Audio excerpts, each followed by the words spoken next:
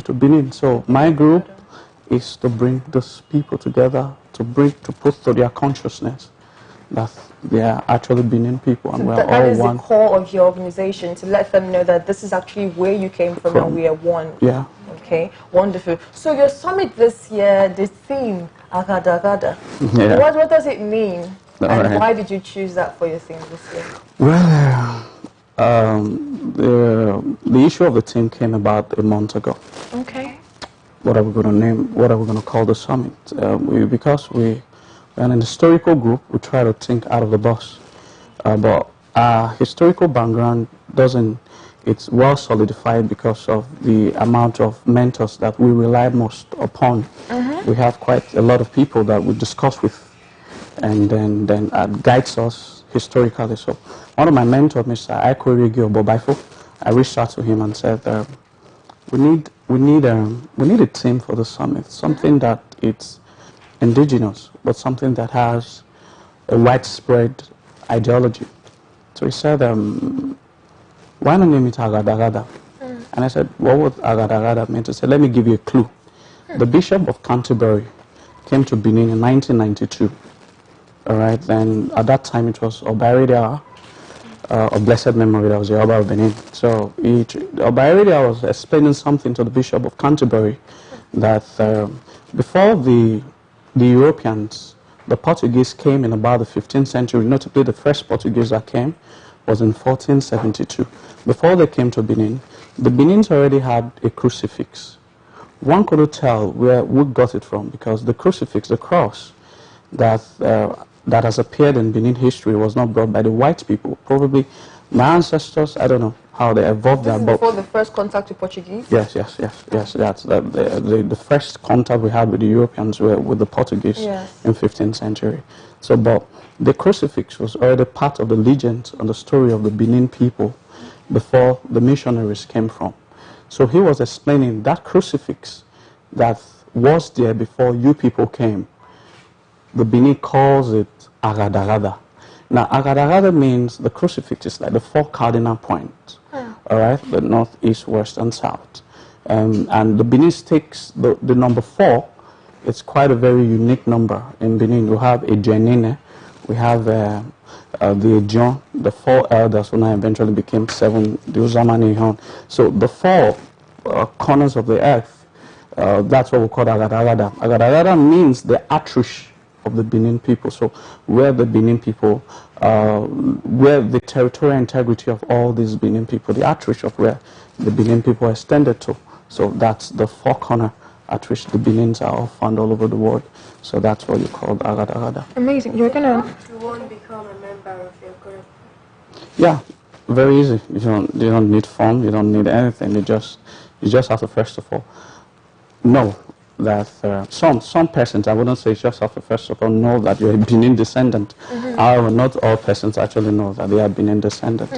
But when you tell us your ethnic groups, we will be able to tell you that, yeah, you're a Benin girl or a guy, and then we'll not say, okay, go and ask your grandfather and ask he or she where you think you people came from. And I'm sure they are going to give you insight. Yeah. They're going to give you insight of how you actually, where you migrated from. So let's come down to the unveiling of the Great Benin map. Now, if you actually go online and do some research, the map that you're most likely going to run into is going to be the map of the Benin metropolis, as we have it. So is that still the map we're unveiling, or we're looking at the older map that covers the entire kingdom, the ancient Benin kingdom? Well, if we were to take the old Benin Empire map, it's going to encompass about 4 or 5 countries. So we will not want to go to Benin Republic, of course. I don't know, maybe the last time I was here I talked about Benin Republic being part was named in 1975 because it was called Dahomey. Yes, and they came to the palace of the Oba of Benin in 1975 to officially portray where the ancestors came from. So then it was Oba Akenzo II that gave them the right to allow them use that name. So that's why it's not actually called Benin Republic, but it's a French-speaking nation. You call it Benin. Yes. All right, because most of the way you call Bight of Benin gives you a clue of the arteries of where the old Benin Empire got through, because it's going to start from River Forcados, where the Bight of Biafra ended, and stretch down to River Volta in Ghana. So that is the stretch of the entire Benin Empire. So that cuts about 3-4 countries. Now, but we're not going to take that map from that angle, because we are big. We want to concentrate on our territorial integrity, or where our descendants are located. All right, so within the context of Nigeria. However, it's going on because it's quite an ambiguous map. For example, we're trying to portray some of the Benin descendants in Cross River. All right, so for we to get to Cross River, we have to cross through Akwa Ibom. They are not Benin descendants in Akwa Ibom. So that means we have to cut Cross River off. How do the Benin descendants got to Cross River? Very simple.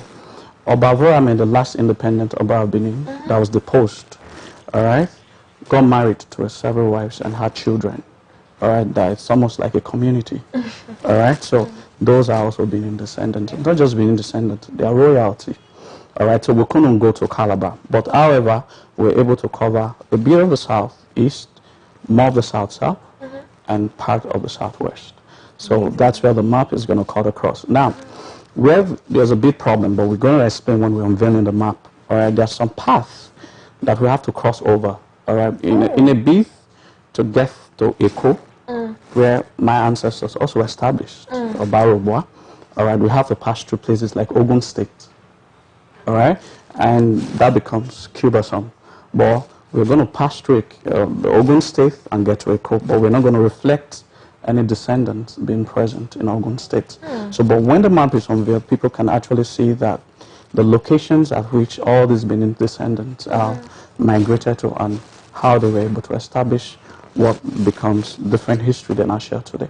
Amazing. I'm looking forward to actually seeing this map. Do we have some comments? Yes, we do. From Charles Osaiyamu, he says, "Good morning, ladies of TSL. It's good to see you again on the breakfast show." And then he says, "God bless you, Ambassador Imasue Amore. As a people, we need to start realizing our roots, and that is what you have started. I believe it will blossom." True, we certainly believe it too. So we see that you're going to do this unveiling, and the summit is on July 20th. Yeah. Yes, and we see that it's going to be a big press conference. Yeah. Is it one that is open to all media houses and open to anybody that wants to be involved, or there's a special criteria for you to be at that press conference? No, there are no special criteria. First, we didn't just pick July 20th. It used to be July 22nd every year.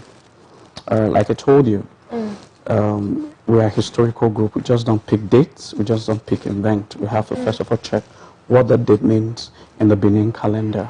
So July 22nd is actually the day we're supposed to use. But because July 22nd is a Monday, we had to drag it down to July 20th.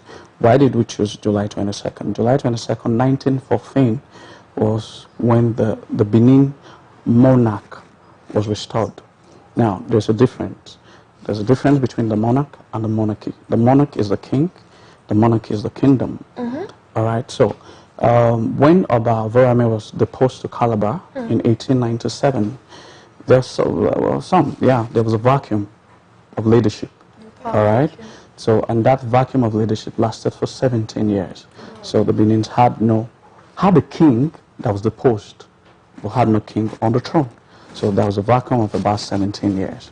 So it was on July 22nd, 1914, that the first son of Oba Vorame, Crown Prince Aigo Basimin of Vorame, who eventually became the Oba of Benin as Oba Eweka II. So that July 22nd becomes a day that we wanted to use in celebrating how far the Benin monarchy has survived. And of course, we calculated it to be at 2056 years. Wow. All right. So this year, July 22nd, that the Benin monarchy has survived. That makes it the oldest surviving monarchy in the world. Sorry, oldest surviving monarchy in Africa, and second oldest surviving monarchy in the world.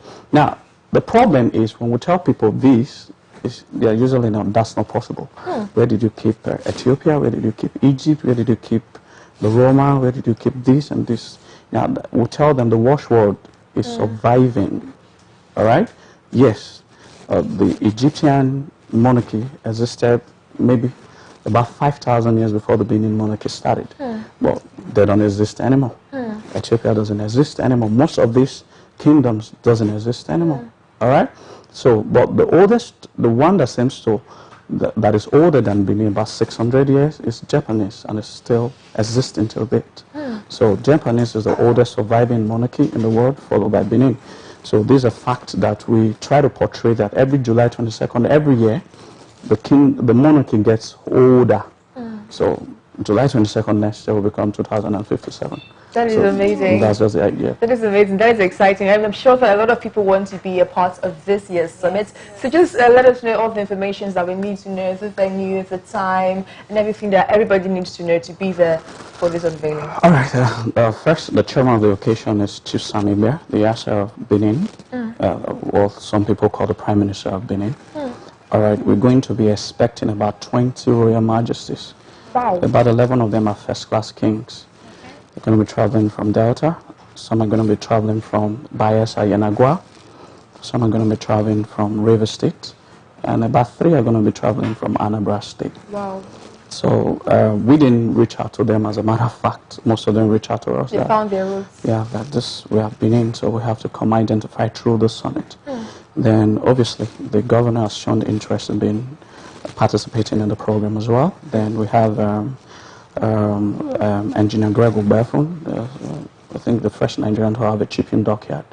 So he will also be around, and we're expecting a whole lot. And His Royal Majesty Monobane Dukwakbolokbolo Baiwai II, he's sending a very powerful chiefs and Inigi to represent him, and after which he most likely will grant this king's audience and us as well on that same Saturday.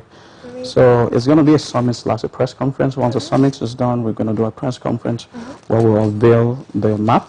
So 10 a.m. is the time slated for the summit this Saturday at Imagweo. Imagweo is along Sapler Road. Imagweo Guest College Multipurpose Hall. That's the venue. So I guess these are the basic informations. Amazing. I'm almost out of breath and words, because this is just blowing my mind. If you know that you love yourself some Benin culture, if you know that you're a Benin descendant and you want to just enjoy what is beautiful, which is culture, and of course get some knowledge, make sure that you find yourself July 20th at Imagweo College Multipurpose Hall right here in Benin City. And yeah, it's going to be amazing. I can imagine being in the presence of so many people. I'll faint.